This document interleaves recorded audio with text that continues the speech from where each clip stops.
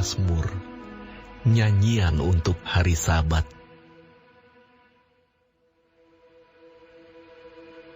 Adalah baik untuk menyanyikan syukur kepada Tuhan, dan untuk menyanyikan Mazmur baginda Namamu, ya yang maha tinggi. Untuk memberitakan kasih setiamu di waktu pagi dan kesetiaanmu di waktu malam,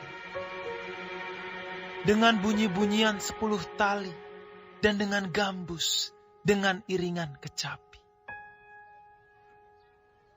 Sebab telah kau buat aku bersuka cita, ya Tuhan, dengan pekerjaanmu, karena perbuatan tanganmu aku akan bersorak-sorai. Betapa besarnya pekerjaan-pekerjaanmu, ya Tuhan, dan sangat dalamnya rancangan-rancanganmu. Orang bodoh tidak akan mengetahui, dan orang bebal tidak akan mengerti hal itu. Apabila orang fasik bertunas seperti tumbuh-tumbuhan, dan orang-orang yang melakukan kejahatan berkembang, ialah supaya mereka dipunahkan untuk selama-lamanya. Tetapi Engkau di tempat yang tinggi untuk selama-lamanya, ya Tuhan. Sebab sesungguhnya musuhmu, ya Tuhan. Sebab sesungguhnya musuhmu akan binasa. Semua orang yang melakukan kejahatan akan dicerai-beraikan. Tetapi kau tinggikan tandukku seperti tanduk banteng. Aku dituangi dengan minyak baru. Mataku memandangi seteruku. Telingaku mendengar perihal orang-orang jahat yang bangkit melawan aku. Orang benar akan bertunas seperti pohon korma, akan tumbuh subur seperti pohon aras di Libanon. Mereka yang ditanam di bait Tuhan akan bertunas di pelataran Allah kita. Pada masa tua pun mereka masih berbuah, menjadi gemuk dan segar, untuk memberitakan bahwa Tuhan itu benar, bahwa Ia gunung batuku, dan tidak ada kecurangan padanya.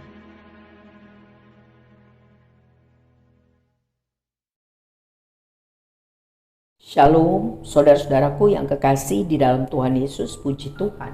Kita masih diberi kesempatan hidup hari ini dan mempelajari firman Tuhan, Kompas Kehidupan dari Mazmur 92. Tuhan Yesus memberkati. Sungguh betapa baik jika kita tahu mengucap syukur kepada Tuhan setiap hari, karena tiap hari itu anugerah Tuhan kepada kita. Ketika hari dimulai, kita bisa memandang ke depan dengan iman dan memuji-muji Tuhan karena cinta kasih dan kesetiaannya. Dan ketika hari berakhir, kita bisa mengevaluasi diri dari pagi dan memuji-muji Tuhan karena kita dapat akhiri suatu hari juga karena kemurahan dan kasih setia Tuhan. Jadi Mazmur 92 mengajar kita untuk mengucap syukur kepada Tuhan, karena kita adalah bagian dari kekekalan.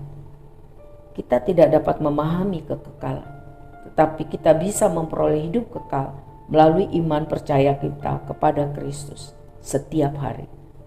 Dan kita dapat menjalani hidup untuk hal-hal yang abadi. Renungkanlah 1 Korintus 15 ayat 58.